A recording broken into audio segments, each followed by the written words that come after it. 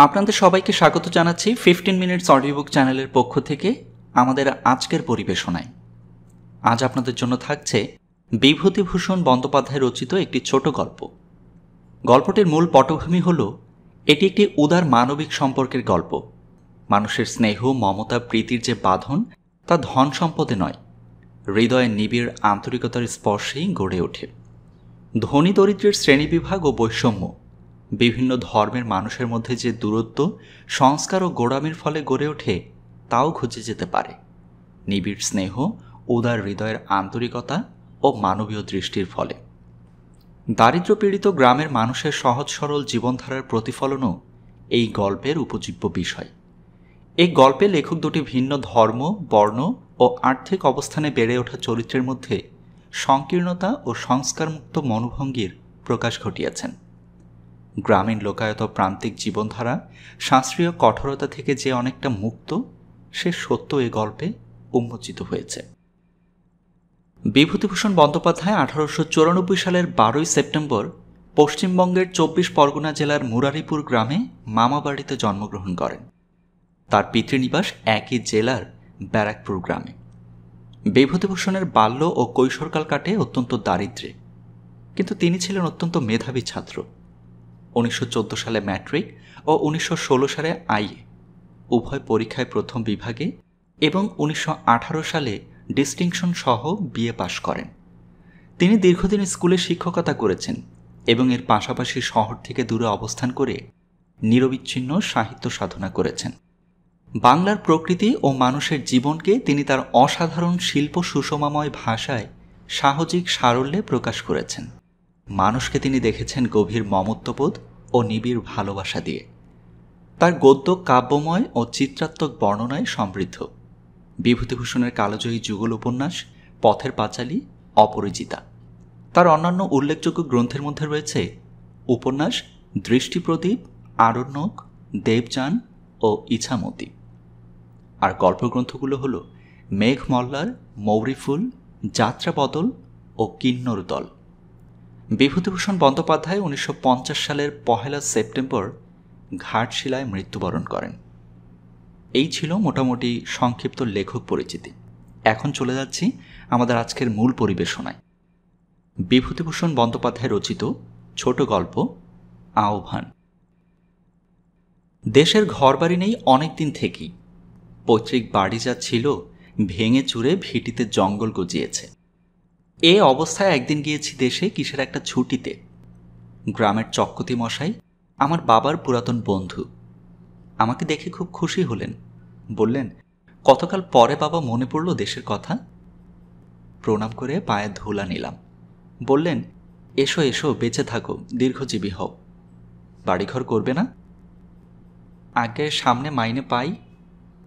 তাতে কি, গ্রামের ছেলে গ্রামে বাস করবে, এতে আর সামান্য মাইনে, বেশি মাইনে কি? আমি খড়বাস দিচ্ছি, চালাঘর তুলে ফেলো, মাঝে মাঝে যাতায়াত করো। আরও অনেকে এসে ধরল, অন্তত খড়ের ঘর ওঠাতে হবে। অনেকদিন পরে গ্রামে এসে লাগছে ভালোই। বড় আমবাগানের মধ্য দিয়ে বাজারের দিকে যাচ্ছি। আমবাগানের ছায়ায় একটি বৃদ্ধার চেহারা, ডান হাতের নড়ি ঠকঠক করতে করতে বোধহয় বাজারের দিকে চলেছে। বুড়িকে দেখেই আমি দাঁড়িয়ে গেলাম। জিজ্ঞাসা করলাম, কোথায় যাবে? বাজারে বাবা। বুড়ি আমায় ভালো না দেখতে পেয়ে কিংবা না চিনতে পেরে ডান হাত উঁচিয়ে তালু আড়ভাবে চোখের উপর ধরল। বলল, কে বাবা তুমি? চিনলাম না তো। চিনবে না, আমি অনেকদিন গায়ে আসিনি। তা হবে বাবা, আমি আগে তো এপাড়া ওপাড়া যাতাম আসতাম। তিনি থাকতে অভাব ছিল না কোনো জিনিসের। গোলা পোড়া ধান, গোয়াল পোড়া গরু। তোমাকে তো চিনতে পারলাম না বুড়ি। আমার তো তেনার নাম করতে নেই বাবা, করাতের কাজ করতেন। বললাম, তোমার ছেলে আছে? কেউ নেই বাবা, কেউ নেই। এক নাচ জামাই আছে, তো সে মোরে ভাত দেয় না। আমার বড্ড কষ্ট, ভাত জোটে না সব দিন। বুড়িকে পকেট থেকে কিছু পয়সা বার করে দিলাম। ব্যাপারটা এখানেই চুকে যাবে ভেবেছিলাম, কিন্তু তা চুকল না। পরের দিন সকালে ঘুম থেকে উঠেছি, এমন সময় সেই বুড়ি লাঠি ঠকঠক করতে করতে হাজির উঠোনে। থাকি এক জ্ঞাতিখুড়োর বাড়ি। তিনি বললেন ও হলো জমির করাতির স্ত্রী, অনেকদিন আগে মরে গিয়েছে জমির। বুড়ো উঠোনে দাঁড়িয়ে ডাকল, ও বাবা। বোধহয় চোখে একটু কম দেখে। বললাম, এই যে আমি এখানে। আমার খুড়োমশাই বুড়িকে বুঝিয়ে দিলেন আমি কে। সে উঠোনের কাঁঠাল তলায় বসে আপন মনে খুব খানিকটা বকে গেল। পরদিন কলকাতায় চলে গেলাম। ছুটি ফুরিয়ে গেল। কয়েক মাস পরে জ্যৈষ্ঠ মাসে গরমের ছুটিতে আমার নতুন তৈরি খড়ের ঘরখানাতে এসে উঠলাম। কলকাতাতে কর্মব্যস্ত এই কমাসের মধ্যে বুড়িকে একবারও মনে পড়েনি, বা এখানে এসেও হঠাৎ মনে হয়তো হতো না যদি সে তার পরের দিনই সকালে আমার ঘরের নিচু দাওয়ায় এসে না বসে পড়ত। বললাম, কি বুড়ি, ভালো আছো? ময়লা ছেঁড়া কাপড়ের প্রান্ত থেকে গোটা কতক আম খুলে আমার সামনে মাটিতে রেখে বলল, আমার কি মরণ আছে রে বাবা? জিজ্ঞাসা করলাম, ও আম কিসের?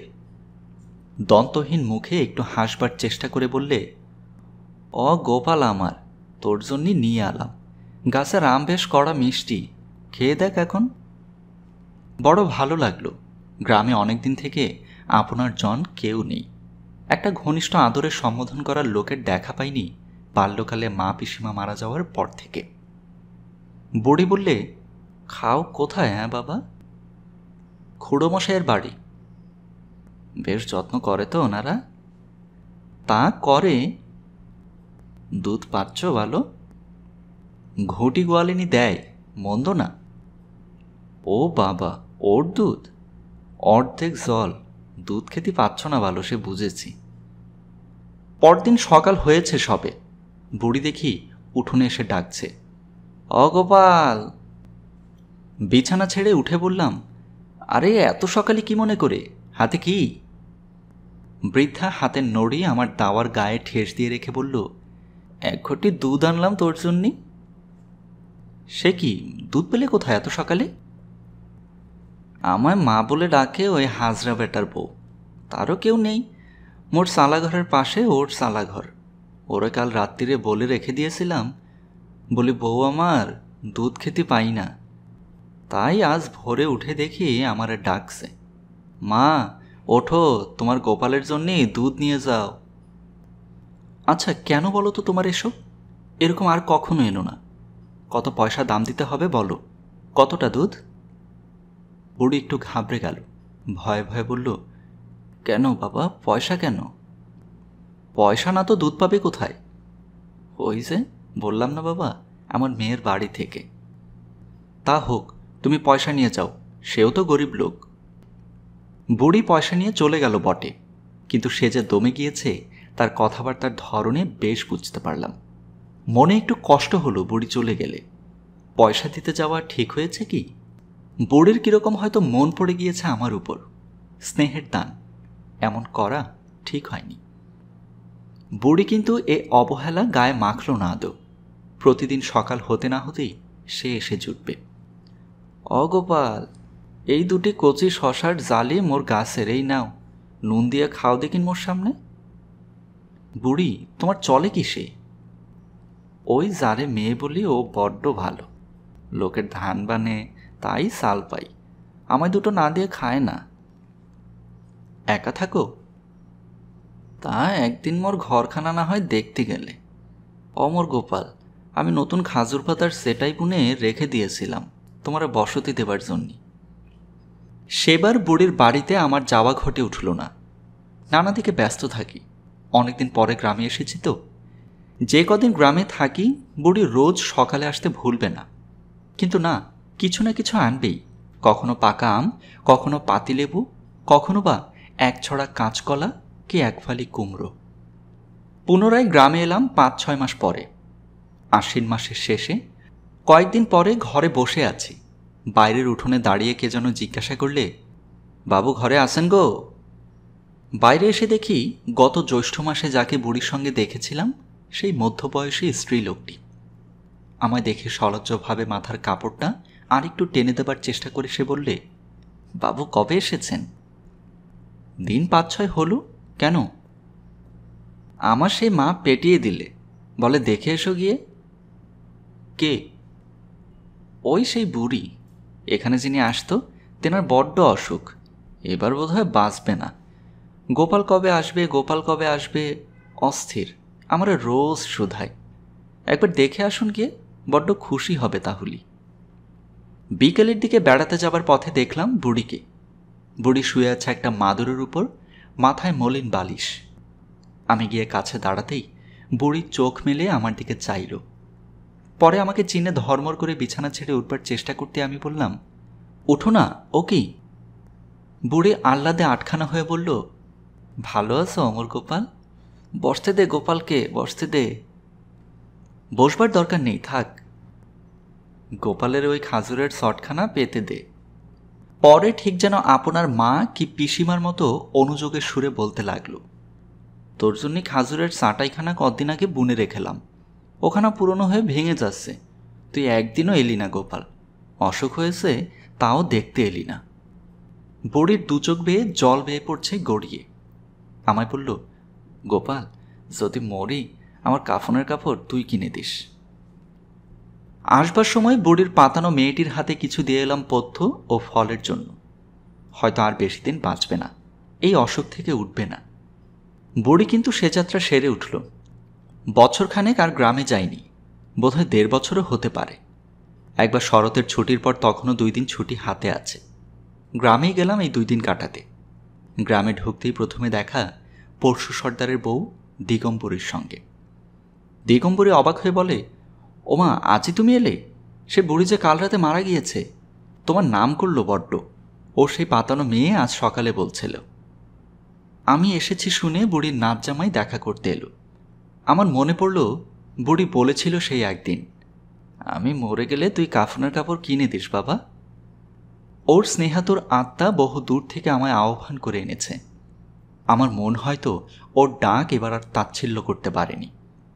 কাপড় কিনবার টাকা দিলাম। নাচ জামাই বলে গেল, মাটি দেওয়ার সময় একবার যাবেন বাবু, বেলা 12টা আন্দাজ যাবেন।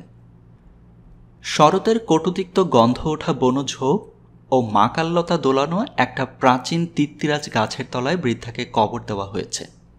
আমি গিয়ে বসলাম। আব্দুল, শুকুর মিয়া, নসর, আমাদের সঙ্গে পড়ত আবেদ আলী, তার ছেলে গনি। এরা সকলে গাছের ছায়ায় বসে। প্রবীণ শুকুর মিয়া আমায় দেখে বলল, এই যে বাবা, এসো, বুড়ির মাটি দেওয়ার দিন তুমি কনে থেকে এলে? তুমি তো জানতে না, তোমার যে বড্ড ভালোবাসত বুড়ি। 2জন জোয়ান ছেলে কবর খুঁড়ছে। কবর দেওয়ার পর সকলে 1 কোদাল মাটি দিল কবরের উপর। শুকুর মিয়া বলল, দাও বাবা, তুমিও দাও। দিলাম 1 কোদাল মাটি। সঙ্গে সঙ্গে মনে হলো ও বেঁচে থাকলে বলে উঠত, ওমর গোপাল। গল্পের সমাপ্তি এখানেই। এতক্ষণ আপনারা শুনছিলেন 15 মিনিটস অডিও বুক চ্যানেলের পরিবেশনায় বিভূতিভূষণ বন্দ্যোপাধ্যায় রচিত একটি ছোট গল্প আহ্বান। আশা করছি সবাই উপভোগ করেছেন। আজকের মতো বিদায় নিচ্ছি।